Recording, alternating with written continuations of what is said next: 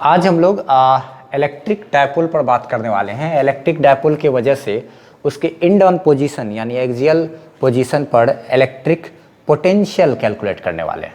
End on position पर क्या calculate करने वाले हैं? Electric potential. देखते हैं जरा सा, इस तरह का क्वेश्चन वगैरह बोर्ड एग्जाम वगैरह में भी रहता है, ठीक है, तो इसलिए इसको बारीकी से ध्यान देना है। बहुत ही ज़्यादा आसान है। मान लिया जाए यहाँ पर जैसे कोई माइनस क्यू चार्ज है, यहाँ पर कोई एक प्लस क्यू चार्ज है, ठीक, तो ये हो गया मेरा क्या, डायपोल। और डायपोल में हम लोग जानते हैं पॉजिटिव चार्ज और नेगेटिव चार्ज के बीच का जो दूरी होता है वो दूरी मेरा कितना होता है, 2L। दोनों के बीच की दूरी को क्या चीज़ से डिनोट करते हैं? 2L से ना। अच्छा ठीक है, यहाँ पे सेंटर है अगर तो यहाँ से यहाँ तक की दूरी मेरा क्या L हो गई, और यहाँ से यहाँ तक की दूरी कितना L हो गई, ठीक है। अच्छा, हम लोग को करना क्या है कि इंड ऑन पोजीशन या फिर एक्सियल पोजीशन पर इलेक्ट्रिक डायपोल निकालना है। एक्सियल पोजीशन का मतलब होता है, एक्सियल यानी एक्सिस, जिस एक्सिस में ये डायपोल है उसी एक्सिस में हमको निकालना है, ठीक है। तो क्या है, जैसे मान लिया जाए इसे एक्सिस में कहीं यहाँ पर कोई एक ऐसा पॉइंट है, यहाँ पर हमको क्या करना है, P पॉइंट है, इस P पॉइंट पर हमको इलेक्ट्रिक पोटेंशियल कैलकुलेट करना है, ठीक, मान लिए। अब क्या करेंगे, हम लोग को कोई भी दूरी, ये बात हम लोग पढ़े हैं कि कोई भी डिस्टेंस अगर हम लोग को नापना होता है तो डायपोल के सेंटर से ही नापते हैं। तो डायपोल का सेंटर तो यहाँ है, यहाँ से इस पॉइंट की जो दूरी होगी, यहाँ तक की दूरी, यहाँ से यहाँ डायपोल से उस पॉइंट की जो दूरी है वो दूरी को हम लोग R से डिनोट कर दिए। डायपोल जो है उससे सेंटर से उस पॉइंट की दूरी कितना कर दिए हम लोग, R से डिनोट कर दिए, ठीक है। अच्छा, इसी लाइन पर है ये पॉइंट मेरा क्या है, इसी लाइन पर है, ठीक। ऐसे करके हम लोग करके यहाँ से यहाँ पर ऐसे करके डिनोट कर सकते हैं, ठीक है। वो वाला लाइन है, ये R मेरा बता रहा है यहाँ से वहाँ तक का दूरी, इस P पॉइंट तक का दूरी, ठीक है।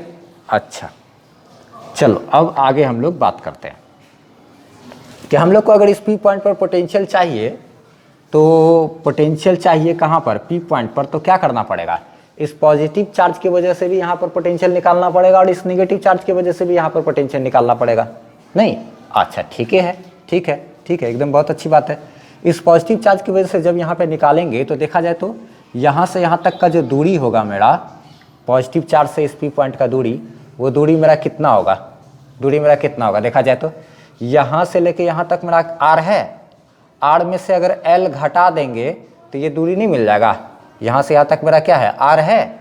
अच्छा, R में से अगर क्या करेंगे, L घटा देंगे तो ये डिस्टेंस मिलेगा कि नहीं, इतना सा डिस्टेंस देखा जाए तो ये डिस्टेंस कितना हो गया, R माइनस L। अच्छा ठीक है, फिर इस निगेटिव चार्ज की वजह से उस P पॉइंट पर भी जब हम लोग को इलेक्ट्रिक पोटेंशियल निकालना होगा तो यहाँ से इस पॉइंट तक का जो दूरी है, इस निगेटिव चार्ज से उस P पॉइंट तक का जो दूरी है, वो दूरी मेरा कितना लेंगे, देखा जाए तो ये मेरा इतना सा क्या है, R है, R में कितना जोड़ दिए, L, R प्लस L, इस पॉइंट की दूरी। अच्छा ठीक है, R प्लस L है।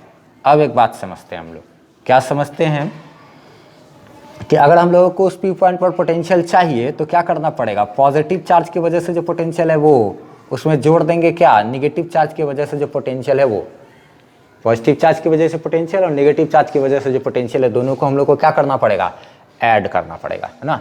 इंड ऑन पोजीशन या एक्सियल पोजीशन को ध्यान रखना है, जो पॉजिटिव चार्ज होता है उसी की तरफ हम लोग लेते हैं। अच्छा ठीक है, पॉजिटिव चार्ज की वजह से जब हम लोग यहाँ पर निकालेंगे तो एक पॉइंट चार्ज की वजह से कुछ दूरी पर यहाँ पर पोटेंशियल का जो फॉर्मूला होता है वो होता है K into Q charge divided by यहाँ से यहाँ तक की दूरी यानी कि R माइनस L। अच्छा ठीक है, फिर उसके बाद निगेटिव चार्ज की वजह से जो पोटेंशियल होगा वहाँ पर वो कितना होगा, K इंटू क्या, निगेटिव चार्ज डिवाइडेड बाय यहाँ से यहाँ तक की दूरी, पॉइंट चार्ज की वजह से तो यही ना पोटेंशियल होता है, तो यहाँ से यहाँ तक की दूरी कितना है, R प्लस क्या, L, R प्लस L। बहुत सिंपल है, एकदम आराम से हम लोग अभी कर लेंगे, देखा जाए।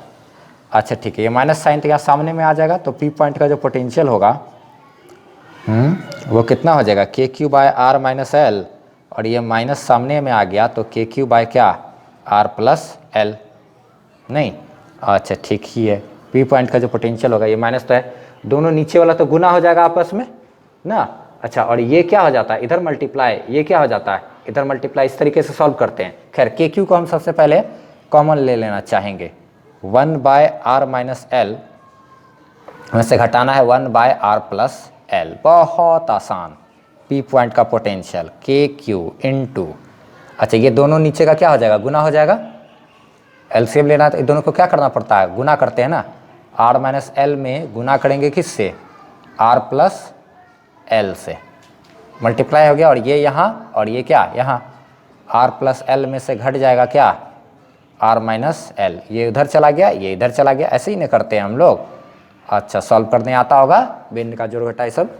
अच्छा ठीक ही है कोई बात नहीं। वी पी मेरा K Q into R plus L, ये माइनस इसके आगे लग जाएगा, ये माइनस इसके आगे जब लगेगा तो माइनस इसको क्या बना देगा, प्लस।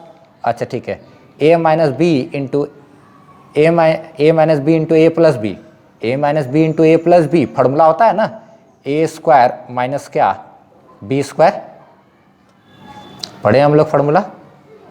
अच्छा अलजेब्रा का है ये सब। भी पी जो है, पी पॉइंट का जो पोटेंशियल होगा वो पोटेंशियल मेरा कितना हो जाएगा, के क्यू जो है वो के क्यू तो मेरा ठीक ही है ऐसे, अंदर में देखा जाए अगर तो ये minus R plus R cancel, L और एल मिलकर के क्या हो गया 2l डिवाइडेड बाय, यहाँ पर एक चीज़ देखना है कि आर स्क्वायर, आर मेरा क्या है यहाँ से यहाँ तक का दूरी है ना। अच्छा ठीक है, एल क्या है, एल तो ये वाला चीज़ हम जानते हैं कि जो एल होता है डायपोल का जो लेंथ, ये जो 12 है वो क्या होता है, एक एटम और एक एटम, दो एटम से मिलकर बना होता है। ये एटम का एक रेडियस है, ये भी एटम का एक रेडियस है। ये जो एल है ना बहुत छोटा होता है, एटम का रेडियस होता है ना, ये हम लोग डायपोल में बात कर चुके हैं ये सब चीज़। एल बहुत छोटा होता है, एल जो है वो बहुत बहुत बहुत बहुत छोटा है आर से, ठीक है। ये क्या बोलते हैं, एल मेरा एक एटम का रेडियस, जो कि एक एटम का रेडियस 10⁻⁻14 के ऑर्डर का होता है, उसका स्क्वायर करेंगे तो ये 10 क्या हो जाएगा, 10⁻28 के ऑर्डर का हो जाएगा। बहुत छोटा हो जाता है इसलिए उसको नेग्लेक्ट कर देते हैं। तो इसको जब नेग्लेक्ट करेंगे तो इतना बड़ा सा चीज़ में ये छोटा सा चीज़ अगर घटा भी देंगे तो क्या फ़र्क पड़ेगा। जैसे 75,000 करोड़ में से 2 रुपया चला जाएगा तो कोई फ़र्क नहीं पड़ेगा ना, बस वही बात है, ठीक है। तो यहाँ पर हमको क्या सिर्फ रखना पड़ेगा, आर स्क्वायर रखना पड़ेगा, ठीक है। Therefore L square is neglected, L square को क्या किए, नेग्लेक्ट कर दिए। जो छोटा चीज़ का स्क्वायर करो तो वो और छोटा हो जाता है, ठीक है। 0.5 का स्क्वायर करके देखो, जैसे 1/2 का स्क्वायर करोगे तो 1/4 हो जाएगा ना, आधा से और एक चौथाई हो गया। तो पी पॉइंट के पोटेंशियल की बात करें तो के इंटू क्यू इंटू क्या 2l डिवाइडेड बाय क्या है ये आर स्क्वायर। और याद होगा q into 2l charge of the dipole, positive charge को charge of the dipole, 2l क्या हो गया लेंथ ऑफ द डायपोल ना। तो charge of the dipole into length of the dipole मेरा क्या कहलाता है, डायपोल मोमेंट। तो पी पॉइंट का पोटेंशियल हो गया क्या, इसको हम लोग p बोलेंगे ना, p यानी कि डायपोल मोमेंट p। अच्छा k का वैल्यू क्या 9 × 10⁹, जिसको 1/4πε0 भी बोलते हैं, पी के बाय आर स्क्वायर। ध्यान रखना है कि इस पी पॉइंट पर जो मेरा पोटेंशियल होगा एक्सियल पोजीशन पर वो मेरा कितना हो जाएगा, पी के बाय आर स्क्वायर हो जाएगा, ठीक है। इसको याद रखना है, पी के बाय आर स्क्वायर। ये अच्छे तरीके से याद रखने के लिए ये टर्म हम लोग बात कर लिए। अगर बहुत जगह बुक में देखोगे तो के को लिख देता है 1/4πε0, तो इससे भी घबराना नहीं है। p/4πε0 आर स्क्वायर इस तरीके से भी रहेगा तो घबराना नहीं है ना। तो इस तरीके से भी लिखा रह सकता है, इस तरीके से भी लिखा रह सकता है। तो ये तो मेरा हो गया क्या, इंड ऑन पोजीशन पर इलेक्ट्रिक पोटेंशियल निकाल लिए। नेक्स्ट क्लास में हम लोग क्या ये ब्रॉड ऑन पोजीशन पर निकालेंगे, फिर उसके बाद एनीवेयर पॉइंट पर निकालेंगे, ठीक।